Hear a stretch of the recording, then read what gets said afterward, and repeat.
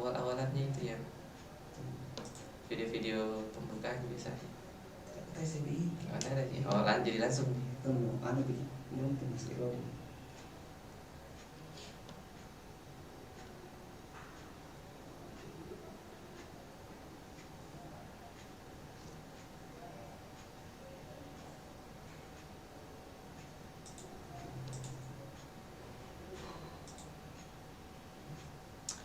Bismillahirrahmanirrahim. Assalamualaikum warahmatullahi wabarakatuh. Berjumpa lagi di pelajaran Bahasa Indonesia pada pertemuan ke-7 hari ini. Sebelum kita memulai belajar, marilah kita berdoa sebelum belajar. Raditu billahi rabbah wa bil islami dina wa bi Muhammadin nabiyya wa rasulah wa bi sidni ilman warzuqni fahman. Amin. Ya, hari ini kita akan belajar mengidentifikasi narasi teks cerita inspiratif, pelajaran bahasa Indonesia. Ya, di pertemuan ke-7, tepatnya tanggal 24 Februari 2021. Anak-anakku sekalian, siswa SMP Unisma Makassar, hal yang harus diperhatikan dalam hal memulai pelajaran adalah kita harus betul-betul fokus dan bisa belajar dengan maksimal. Jadi jangan lupa untuk mengisi absensi di link yang sudah disiapkan atau di kolom komentar channel YouTube yang Ananda nonton. Jika ada pertanyaan, Ananda bisa menulis pertanyaan di kolom chat maupun bisa juga memberikan pertanyaan melalui WA pada proses pembelajaran ini, agar ada feedback yang bisa langsung saya sampaikan kepada Anda sekalian jika ada permasalahan-permasalahan yang tidak dimengerti dalam proses pembelajaran ini. Jadi jangan sungkan untuk bertanya. Oke, materi hari ini sesuai dengan sampul yang ada, yaitu mengidentifikasi narasi teks cerita inspiratif. Dari judulnya saja sudah tergambar hal yang akan kita lakukan, yaitu kita pasti ingin memahami seperti apa teks cerita inspiratif itu, bagaimana memahami isi yang terkandung dalam cerita teks inspiratif. Nah, caranya nanti kita lihat seperti apa di slide selanjutnya. Tapi sebelumnya saya sampaikan dulu tentang kompetensi dasar pada pertemuan hari ini. Yang pertama adalah mengidentifikasi isi ungkapan simpati, kepedulian, empati, dan perasaan pribadi dari teks cerita inspiratif yang dibaca dan didengar. Jadi kita akan menemukan yang mana ungkapan simpati, yang mana ungkapan kepedulian, dan yang mana ungkapan empati dalam teks cerita inspiratif yang akan Ananda ditugaskan di LKPD nanti. Kemudian yang kedua adalah menyimpulkan isi ungkapan simpati, kepedulian, empati atau perasaan pribadi dalam bentuk cerita inspiratif yang dibaca dan didengar. Nah, artinya akan kita simpulkan seperti apa ungkapan simpati itu berdasarkan cerita inspiratif yang dibaca ataupun yang didengar. Nah, dalam tujuan pembelajaran pada pertemuan hari ini, anak-anakku sekalian, yang pertama adalah peserta didik dapat mengetahui cara mengidentifikasi informasi teks cerita inspiratif. Jadi, Ananda bisa mengetahui bagaimana langkah-langkah atau bagaimana tahap-tahap agar memudahkan kita dalam mengidentifikasi informasi teks cerita inspiratif secara penuh atau secara utuh.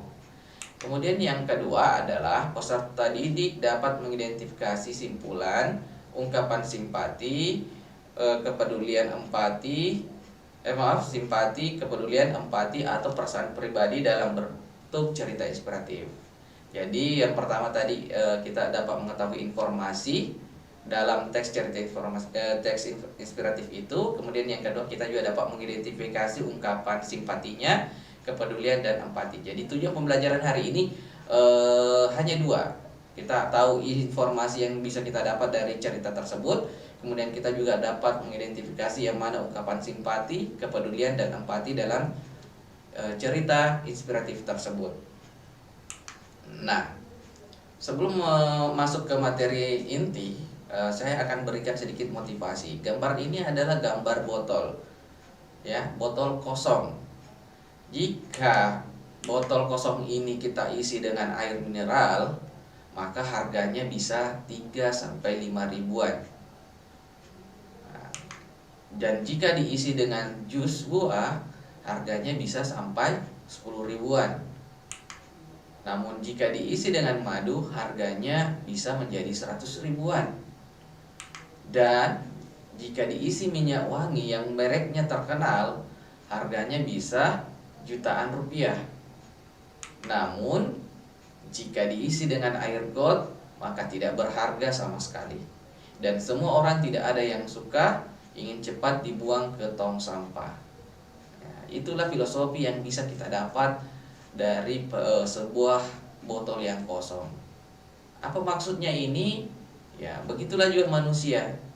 Bagaimana cara berpikir kita, apa yang kita isi dalam pikiran kita. Jika kita isi pikiran kita dengan air got, ya itu tidak ada manfaatnya. Tapi jika kita mengisinya dengan sesuatu yang lebih positif, maka semakin bernilailah manusia itu atau benda itu sendiri.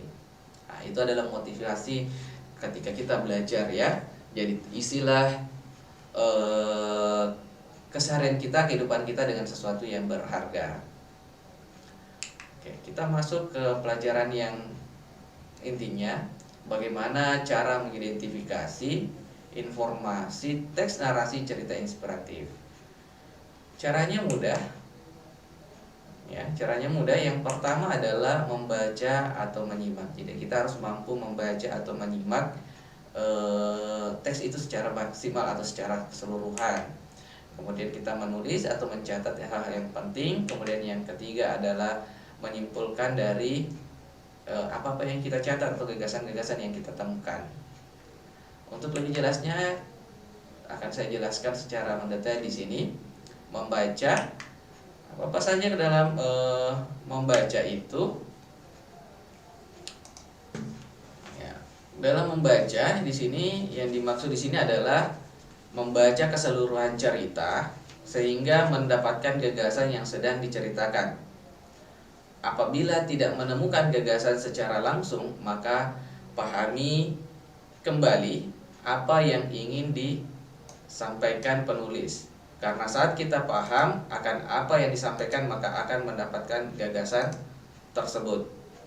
Nah, jadi yang dimaksud di sini adalah membaca keseluruhan cerita. Jangan hanya sebagian-sebagian. Ketika Anda membaca ke sebagian-sebagian, itu tidak akan menunjukkan secara utuh dari tidak menunjukkan secara utuh tampilan yang maksimal. Artinya tidak menampilkan cerita itu atau tidak memahami secara utuh cerita itu. Jadi kita harus membaca, kita harus menyimak secara keseluruhan cerita tersebut, baru bisa kita menyimpulkan. Kemudian yang kedua adalah menulis. Nah, dalam hal menulis inilah hal inilah yang akan kita lakukan. Bukan menulis secara keseluruhan cerita. Karena kalau menulis keseluruhan cerita itu bukan lagi memahami isi, tetapi menulis ulang kembali. Tetapi kalau menulis hal-hal yang penting atau menemukan gagasan-gagasan yang telah didapatkan, maksudnya gagasan yang ada di dalam teks tersebut, maka bisa diambil intisari dari cerita itu. Artinya kita bisa mendapatkan pemahaman yang lebih baik dan mudah dipahami. Maka cobalah menulis gagasan tersebut dengan bahasa sendiri. Jadi ketika kita membaca, oh ini gagasannya, ini gagasannya, nah, kemudian kita catat, nah, sehingga kita bisa memahami isi dari teks itu sendiri. Artinya gagasan-gagasan itulah yang mampu memudahkan kita untuk memahami cerita tersebut. Kemudian yang ketiga adalah menyimpulkan. Jadi ketika menyimpulkan, ini setelah kedua langkah tersebut, maka langkah terakhir yang harus dilakukan adalah membuat kesimpulan akan gagasan tersebut. Jadi gagasan-gagasan yang kita dapat kemudian kita simpulkan dengan menggunakan bahasa kita sendiri. Maka dapat disimpulkan apa yang ingin penulis sampaikan ke pembaca. Melalui poin inilah yang dapat memotivasi seseorang sehingga tujuan sebuah cerita inspiratif bisa tercapai. Jadi dari inilah kita bisa menyimpulkan apa sih tujuannya penulis menceritakan kisah inspiratif ini, ya. Jadi tidak hanya sekadar ini gagasannya, tetapi kita harus memberi kesimpulan untuk mengetahui tujuan dari penulis menceritakan kisah inspiratif ini. Kemudian teks narasi cerita inspiratif. Untuk mengetahui seperti apa teks narasi cerita inspiratif, Bapak akan akan memutarkan sebuah film inspiratif, yaitu Ayah yang Berbohong. Boleh Anda simak dengan baik dulu seperti apa film itu. Jadi silahkan dinonton filmnya agar Anda lebih paham seperti apa film inspiratif itu, ya. Jadi kita simak cerita ini.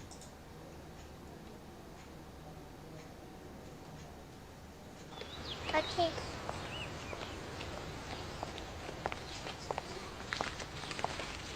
Daddy is the sweetest daddy in the world. Daddy is the most handsome, the smartest,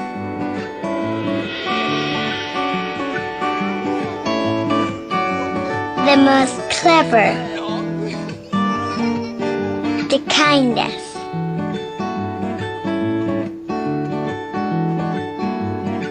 He is my Superman. Daddy wants me to do well at school. Daddy is just great, but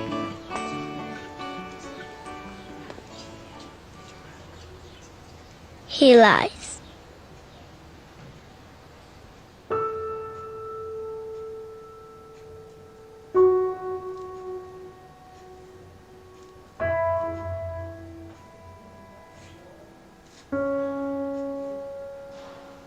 He lies about having a job.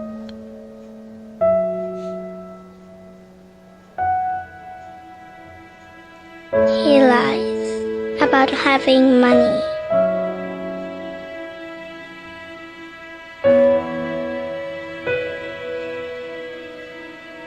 He lies that he is not tired.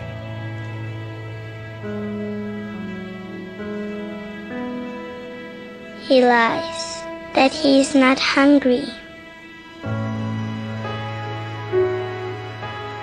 He lies that we have everything.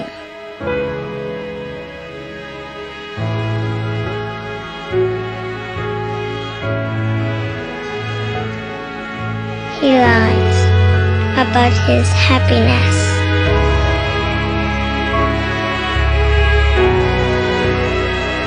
He lies because of me.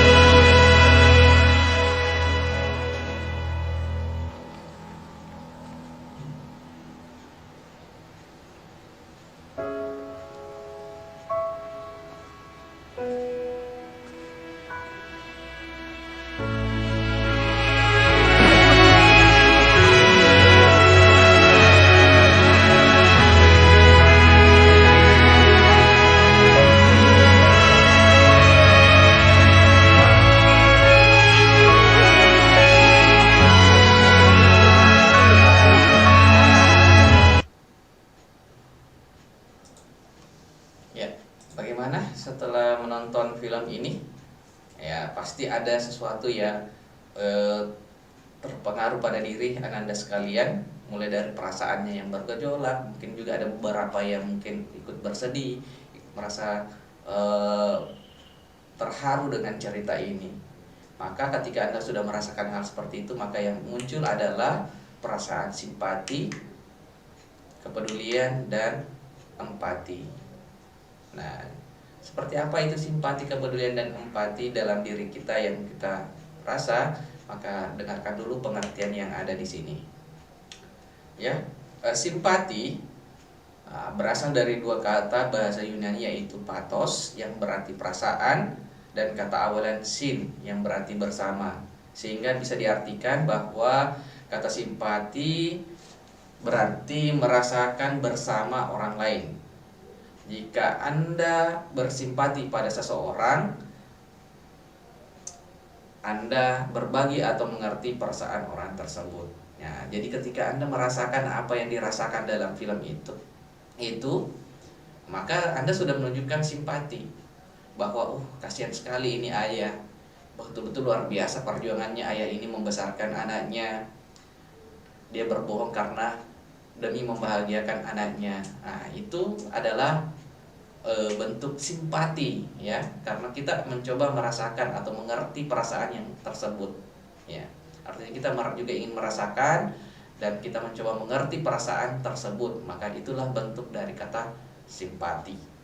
Jadi kita mencoba memahami, sang ayah berjuang membesarkan anak itu dengan segala kekurangannya, tetapi ia mampu memenuhinya walaupun ia harus berbohong. Nah, itu artinya menunjukkan bentuk simpati kita. Saya mengerti orang itu sangat berjuang seperti itu, ya. Terus bagaimana dengan kepedulian? Kepedulian adalah nilai dasar dan sikap memperhatikan dan bertindak proaktif terhadap kondisi atau keadaan di sekitar. Peduli sebuah sikap keberpihakan untuk melibatkan diri dalam persoalan. Jadi kepedulian ini sebetulnya lebih cenderung ke sikap atau keberpihakan kita terhadap sesuatu. Maka itulah yang disebut dengan peduli. Ya, kita berpihak dan kita melakukan sesuatu untuk menunjukkan bahwa kita respect kepada orang tersebut. Itulah yang disebut dengan keberpihakan. Contohnya misalnya dalam cerita itu, seperti itu kita peduli. Maka dalam bentuk respectnya seperti apa? Misalnya, ya, kita akan menghargai orang tua kita ketika dia berjuang bagaimana membesarkan kita, tidak suka membantah dan sebagainya. Itu adalah bentuk kepedulian. Ya, minimal seperti itu. Artinya kita peduli dengan orang tua kita dengan cara melihat itu, melihat cerita itu, kita akan menunjukkan kepedulian kita dengan bertindak di keseharian kita dengan cara menghargai orang tua kita dengan tidak membantah dan melakukan sesuatu yang baik dan menghargai segala yang ada atau menghargai orang tua kita dengan baik. Itu adalah bentuk kepedulian. Nah, bagaimana dengan empati? Nah, jangan sampai Anda tidak bisa membedakan antara simpati dan empati. Memang terdengar sama, tetapi sebetulnya berbeda. Ya, empati juga berasal dari bahasa Yunani, yaitu kata pathos yang berarti perasaan dan kata awalan perasaan, dan kata awalannya itu yang berarti di dalam, sehingga arti kata empati berarti mengerti perasaan atau pengalaman orang lain dan merasakan sesaat seakan-akan Anda sendiri yang merasakannya. Jika kita berempati pada orang lain, berarti kita ikut merasakan kesedihan orang tersebut.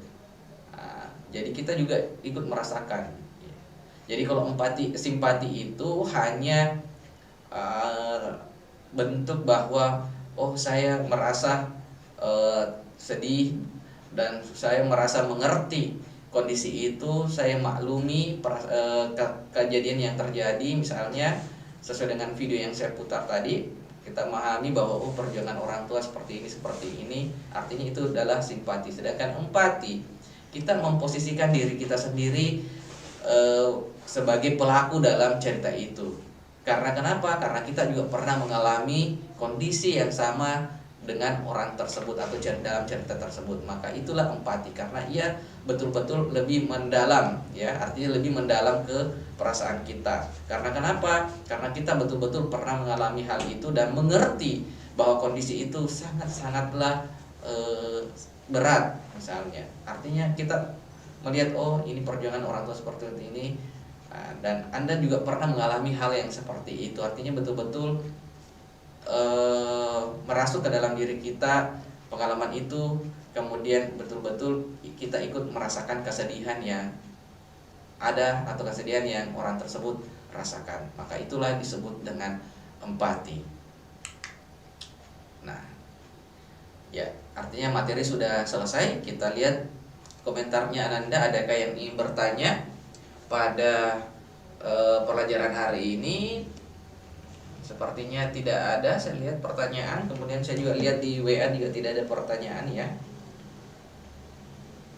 Ya, tidak ada pertanyaan sama sekali. Jadi saya anggap bahwa Ananda paham tentang materi-materi yang ada, yang sudah saya sampaikan tadi. Jadi kita lanjut saja ke pembahasan selanjutnya, yaitu cara menyelesaikan LKPD yang Ananda pegang di rumah.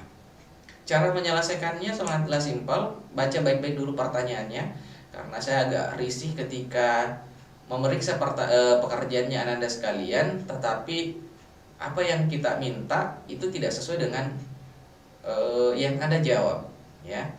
Saya ulangi, apa yang kami minta tidak sesuai dengan jawaban yang kalian jawab. Seakan-akan Anda tidak membaca kegiatannya apa. Ini kegiatan pertama kan adalah menonton video ini, ya. Kemudian yang kegiatan kedua adalah mengidentifikasi isi teks cerita inspiratif. Artinya kita mencoba menemukan informasi dalam teks tersebut. Nah, jadi langkah pertama, perhatikan buku paketnya Bahasa dan Sastra Indonesia 3 halaman 222. Jadi buka buku paketnya halaman 222. Kemudian langkah kedua, baca teks cerita inspiratif yang berjudul Bunga untuk Ibu. Jadi silahkan dibaca cerita inspiratif itu, kemudian jawablah beberapa pertanyaan berikut. Pertanyaan pertama, untuk apa pemuda itu berhenti di kompleks pertokoan? Nah, cara menjawabnya jangan dijawab bahwa untuk ini, tidak seperti itu. Tapi diambil sebagian pertanyaan itu. Pemuda itu berhenti di kompleks pertokoan bertujuan untuk bla bla bla bla. Artinya ada komentar sebagian komentar yang diambil dari soal. Begitupun juga menjawab nomor 2. Mengapa orang yang dilihat oleh pemuda itu menangis? Orang yang dilihat oleh pemuda itu menangis dikarenakan bla bla bla bla. Artinya di situ caranya menjawab. Begitupun juga pertanyaan selanjutnya sampai pertanyaan ke-8. Jadi tolong dilihat bunga untuk ibu atau cerita inspiratif bunga untuk ibu, jangan teks yang lain, karena saya merasa ketika saya sudah sampaikan teks ini yang kalian baca, malah bacanya teks yang lain. Ada yang seperti itu. Oke, selanjutnya adalah kegiatan ketiganya di bawah, mengidentifikasi isi ungkapan simpati, kepedulian, dan empati pada teks narasi cerita inspiratif. Langkah pertama, masih membaca teks Bunga untuk Ibu di buku paket Bahasa dan Sastra Indonesia 3 halaman 222. Ya, masih itu. Kemudian identifikasi ungkapan perasaan simpati, empati, dan kepedulian pada teks narasi cerita inspiratif tersebut dengan mengisi jawaban pada tabel berikut. Nah, di langkah pertama di sini ada kolom kutipan cerita, ya, kutipan cerita. Jadi Ananda sekalian mengutip cerita tersebut yang menunjukkan ungkapan kepedulian. Jadi kolom pertama itu ada satu di kolom kutipan cerita. Ketika Anda sudah membaca, Anda identifikasi yang mana menunjukkan kepedulian, maka disitulah Anda kutip. Nah, cara mengutipnya ada tanda petiknya, diambil secara keseluruhan bagian yang menunjukkan ungkapan kepedulian. Kemudian di kolom selanjutnya adalah ungkapan yang dinyatakan adalah ungkapan kepedulian. Itu saya kasih titik-titik, itu artinya masih ada lanjutannya. Jangan sampai dikosongkan di situ. Banyak yang seperti itu saya lihat, kenapa dikosongkan? Nah, ada beberapa kolomnya dikosongkan, mungkin tidak mengerti bahwa itu harus diisi. Nah, ini sengaja saya kasih titik-titik seperti itu, berarti ada yang harus diisi di ungkapan yang dinyatakan. Arti apa yang diisi di situ adalah penjelasan. Ungkapan kepedulian dalam kutipan tersebut menunjukkan apa? Dijelaskan di situ bagaimana bentuk kepeduliannya. Begitupun juga di kolom kedua, yang ungkapan empati kalian kutip, kemudian ungkapan empati dalam tersebut menggambarkan tentang bagaimana, artinya Anda jelaskan. Begitupun juga ungkapan simpatinya. Cukup satu saja, masing-masing satu saja. Kalau ketika Anda sudah menunjukkan itu, maka itu artinya Anda sudah paham tentang kepedulian, empati, dan simpati. Jadi masing-masing satu ya, artinya satu ungkapan kepedulian, satu ungkapan empati, dan satu ungkapan simpati. Tidak perlu banyak-banyak. Sebetulnya masih ada banyak kayak bentuk empati dan simpati di situ, tapi cukup berikan contohnya satu saja masing-masing. Ketika Anda sudah bisa menunjukkannya, maka Anda sudah paham yang mana itu kepedulian, empati, dan simpati. Saya rasa itu cukup untuk materi kita pada hari ini. Dan terima kasih telah menyaksikan pembelajaran kita belajar bahasa Indonesia pada kesempatan hari ini. Semoga mengerjakan tugas LKPD ini dapat diselesaikan dengan maksimal.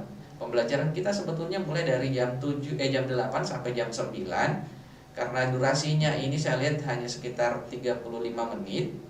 Jadi masih ada waktu sekitar 25 menit untuk menyelesaikan LKPD itu. Jadi silakan diselesaikan, jangan ditunda-tunda. Menunda pekerjaan berarti menambah beban. Selesaikan karena waktu masih ada. Waktu saya berikan untuk diselesaikan. Jangan pernah mengerjakan tugas asal jadi, tetapi maksimalkan penugasan Anda, kerjakan dengan maksimal sehingga hasil yang diperoleh juga maksimal. Ya, jangan menjadi botol yang diisi dengan comberan, tapi jadilah botol yang isinya parfum yang memiliki nilai yang tinggi atau bisa dinilai dengan tinggi. Terima kasih. Assalamualaikum warahmatullahi wabarakatuh.